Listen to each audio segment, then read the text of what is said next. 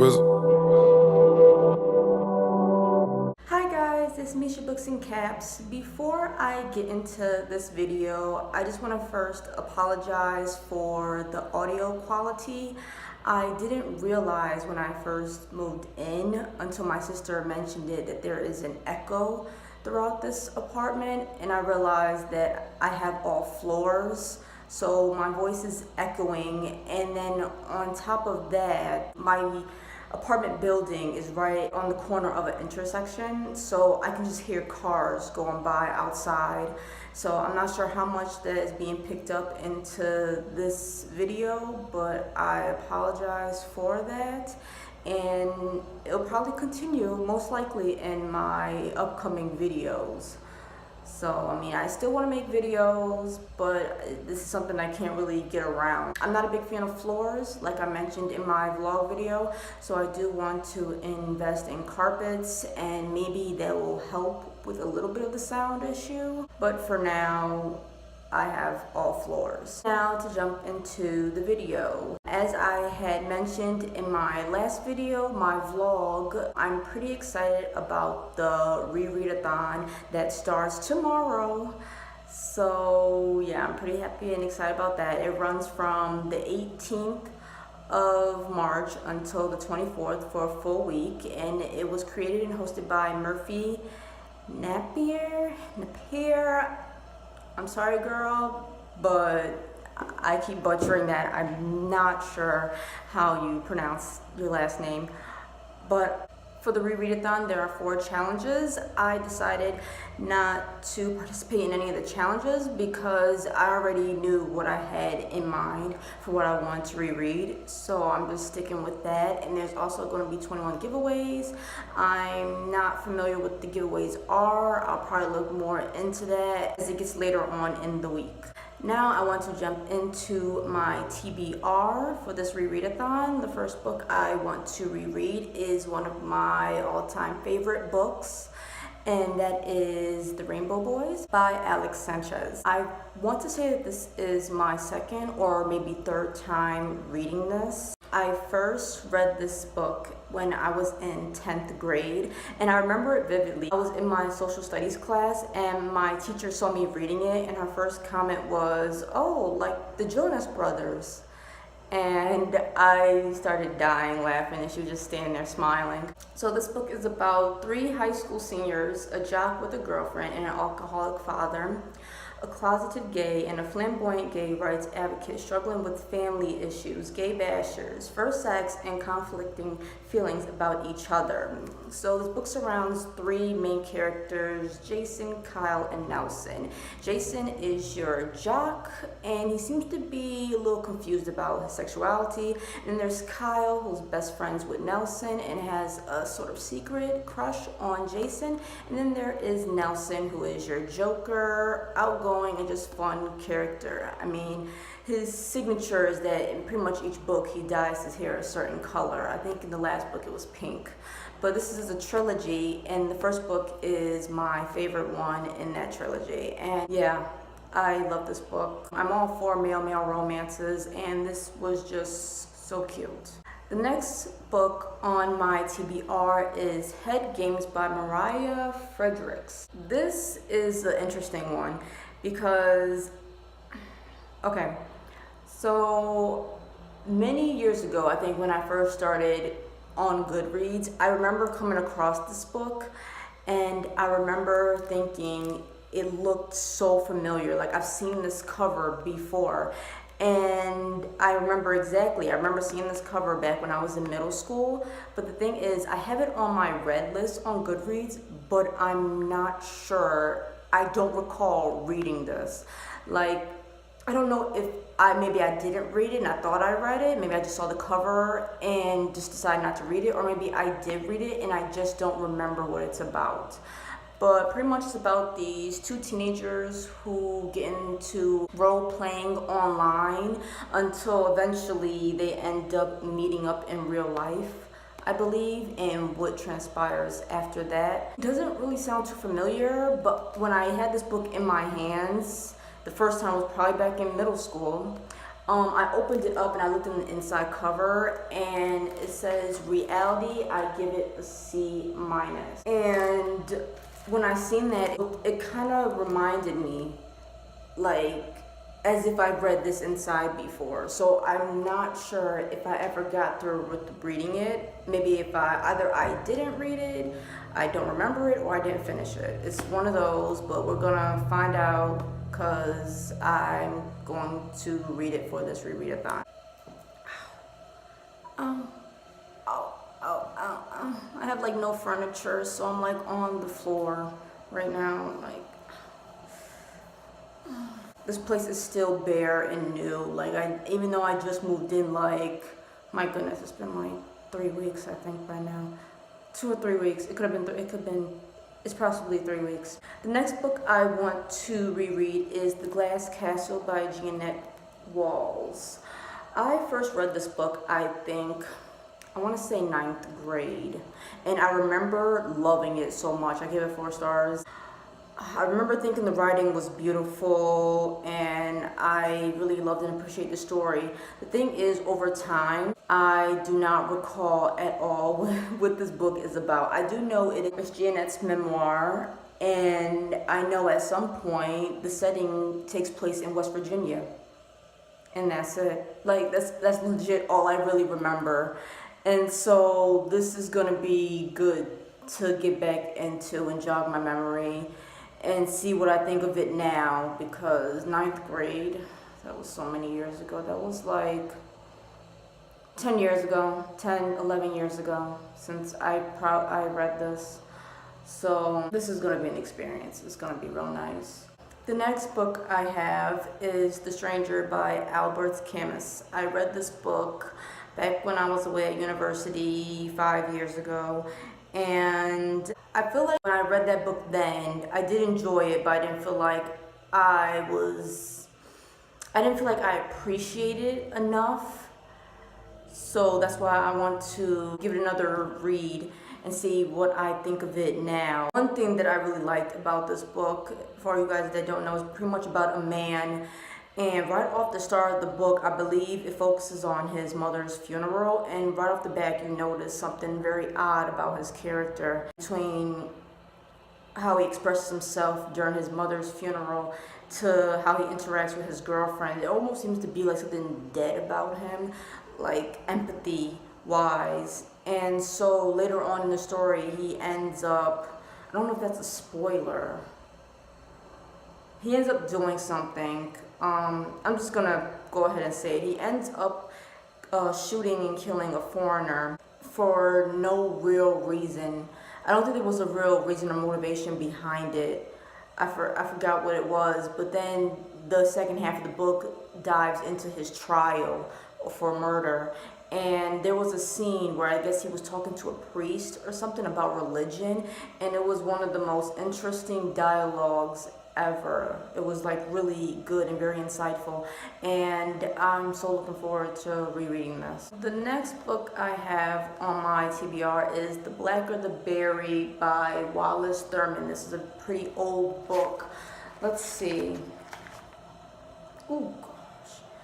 1929 is when it was first published. I read this book many years ago. I don't know exactly how old I was, but it was a long time ago, and I don't remember much about it. But the book pretty much deals with a main character, a young woman who, I believe in the beginning of the story, she just graduated either high school or college. And this book takes place, I believe, during the 1920s. And she is looked negatively upon, and mostly because of her complexion of her skin. She's very dark skinned, and it pretty much just goes through like her life after high school or college, as she tries to, I believe, get into the work field, and her numerous rejections she gets from love interests to work because of her skin color. And I do remember this book being very touching, very sad, and I remember it ending on a very sad note. And oh my god, this is up there on the books that I want to get to first to reread. I have so many books here, and this is going throughout a whole week. I feel like I might finish a majority of these books because I figure since I read them, I'll probably get through them a little bit faster. So I'm hoping I can get to all of them. The next book I have on my TBR is Giovanni's Rome by James Baldwin. This is a lovely classic by James Baldwin. I've been getting into James Baldwin a little bit recently since Martin Luther King Day when there was a special about him on the PBS channel. I came across, and I noticed one thing about James Baldwin is I love the way he speaks. He just sounds so intellectual. I can listen to him talk for hours. And I read this book at least 4 or 5 years ago. It could be up to 6 years ago. And at the time, I definitely don't think I appreciated it as much as I would have liked. I think there were some parts about it that I didn't understand, and I just completely just read over. I mean, I gave this a high rating, and I really enjoyed it, but I don't remember too much. And now that I'm older, I want to see what I think of it now. I want to see and understand more on James' writing techniques. I know he has a certain way that he writes that just sounds very lovely and poetic, and I just want a better understanding of the story and of his writing in this. But this book does deal with male-on-male romance, and it goes obviously deeper into just the romance, but I can't talk too much about it because I don't remember too much. But I'm just really glad that I'm getting around to rereading this. Now, this is the only book I've ever read by James Baldwin, but later on in the year I have another theme, TBR, and James Baldwin is incorporated into that TBR, so that is to be continued. The next book I have is Basketball Jones by Elin Harris. Elin Harris passed away a couple years ago, but I've noticed that most of his books, like pretty much all his books, I love and I really enjoy. And he was such a good writer and storyteller. And I've only read a couple of his books, but this is probably one of my favorite books. This book is about a young black, I don't think he's really that too young, I'm not sure, but he is a gay character, and he's in a relationship with a man who I believe is in the NBA. He's a basketball player, but that basketball player that he's in a relationship with is not really out, so their love affair is pretty much a secret.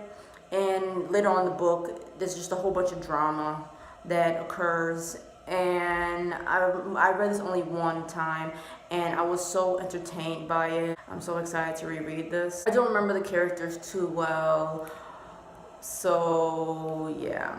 This was a really entertaining book, and I would recommend this for people out there who enjoy male-on-male romances. The next two books I have are urban fiction books, pretty much your black fiction books. I have two of them. One is called Death Wish by Iceberg Slim. I read this book years ago. I was too young to read a book like this because both of these books talk heavily about, drugs, sex. They're very explicit. They talk about violence. And like I said, I was too young to read these books. There was a lot of books I was reading back when I was 14, and I'll get into that in a couple of books that I want to reread next. But I don't remember anything about this book. I do remember not finishing it. I don't think I finished this book. I think I got a little ways into it, but I didn't finish it. I don't think I did. Like I said, I don't remember what it's about, so I have it. I don't know how I came about having it, so I might as well just get around to rereading it. And the next book I have is Be More Careful by Shannon Holmes. This was another book that I don't know where I got it from. I read it too young. It's very explicit, very graphic. There's even trigger warnings in here. One, I believe, is a rape scene. And it was just a very gritty book that I enjoyed reading back when I was younger. And when I was younger, I had the mentality, back when I was like 14, I had the mentality of like a 25-year-old. I'm 26 now, and I have the mentality of like a 45-year-old. So I read this book like I think twice. I think it's gonna be my third time that I'm reading this. Yeah, so this is gonna be like a little guilty read right here. I don't know where this book came from. The next book I have is Last Exit to Brooklyn by Hubert Selby Jr. I read this book, I believe, alongside Requiem for a Dream. I also want to reread Requiem for a Dream, but I couldn't find that book anywhere. So I had to settle with this book, which I prefer Requiem for a Dream more. But this book delves into the lives and stories of people such as dope addicts, hoodlums, prostitutes, workers, and thieves. And they made this into a movie, and I'm not sure how, because I've never seen it, because there is a high trigger warning in this book for, like, of course, like, for other things, but mainly that I can think of, there is a gang rape scene in here that to this day still kind of haunts me, and I wonder how they did it in the movie, because it's pretty graphic in this book. I do remember having a hard time understanding the writing in here, because the way Hubert Selby writes can be kind of confusing at times, because he has a writing style where he doesn't tell you when dialogue is happening. There are no quotation marks. He just strictly just writes between dialogue and non-dialogue, so it gets kind of confusing. And between reading this and Requiem for a Dream, I was kind of confused, but I also kind of understood what was happening. It's not like I was reading Naked Lunch by William Burroughs, which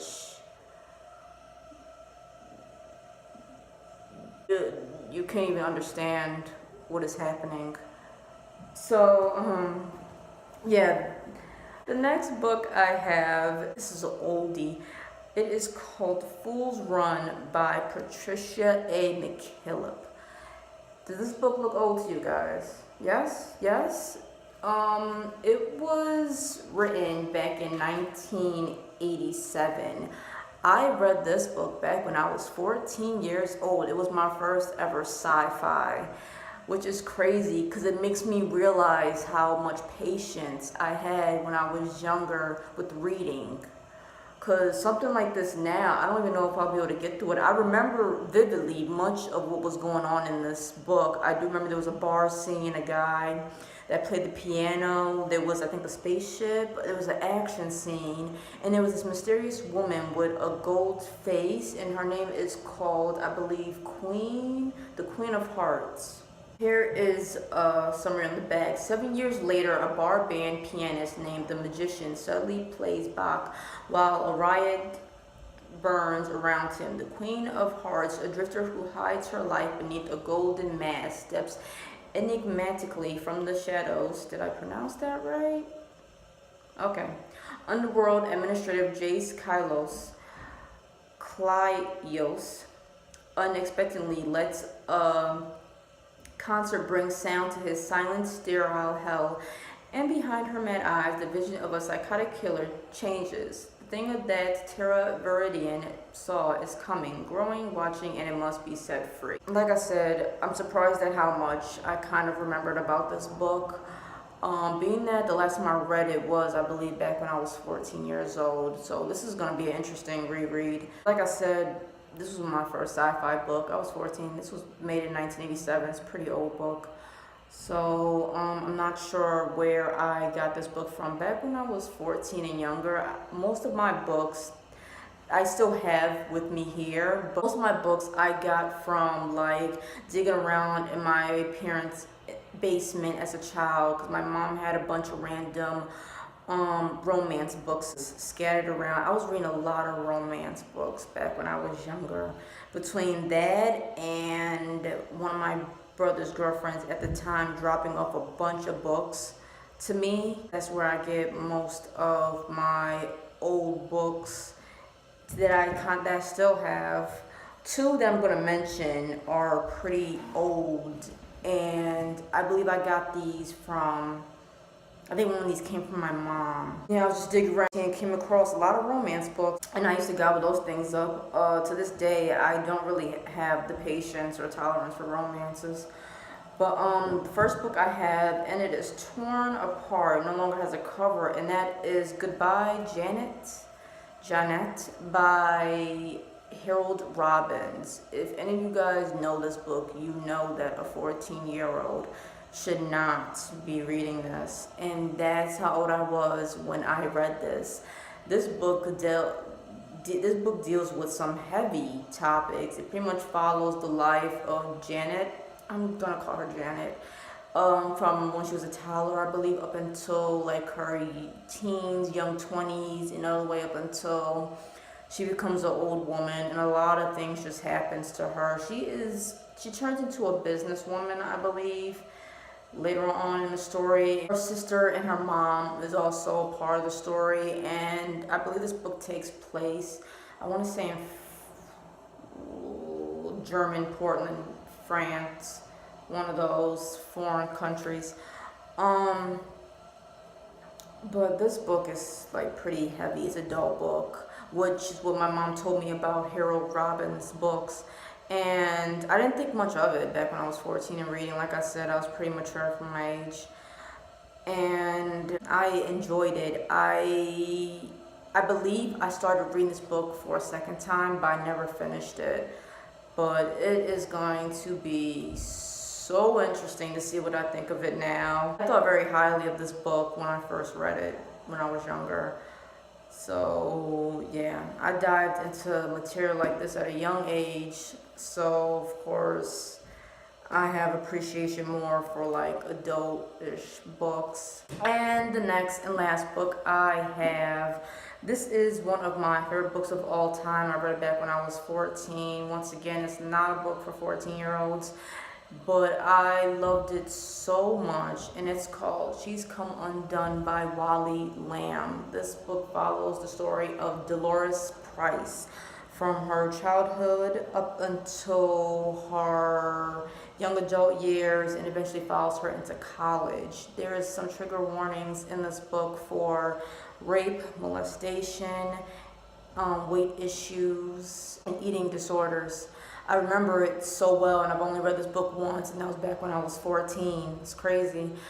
But I love this book so much, and I'm not sure why exactly or what it was about this book that I loved. But there are some scenes that I remember very well, like Dolores when she first gets her period, and especially during her college years, where that focuses more on her weight issue and her interacting with other females. And then eventually it goes on to her years after college when she develops a sort of huge, almost irrational crush on her neighbor's boyfriend. But yeah, this was a favorite of mine, and I wonder how I think of it now. This will be my second time reading this. And so those were all the books I want to get to for the Re-Read-A-Thon that starts tomorrow. I'm pretty excited. I've pretty much been talking about this excitement for a while now. These are a lot of books. I'm actually pretty confident. Like, I'm about to start like 11:59 p.m. tonight. I'm gonna start rereading one of these. I'm gonna drop whatever I was reading. I'm almost done with my first of the year TBR. I have 2 more books left to read. But I'm gonna just stop that so I can get into these books. Like, I'm so excited. That is it for this video. Thanks for watching. Let me know in the comments if you've read any of these books. They're not too familiar, but if you read it, let me know. Also check out my description box for all my social media links and connections. I will of course be updating my Twitter on all of these books and whatnot. I'm also on Goodreads, and like I said, thanks for watching. Goodbye.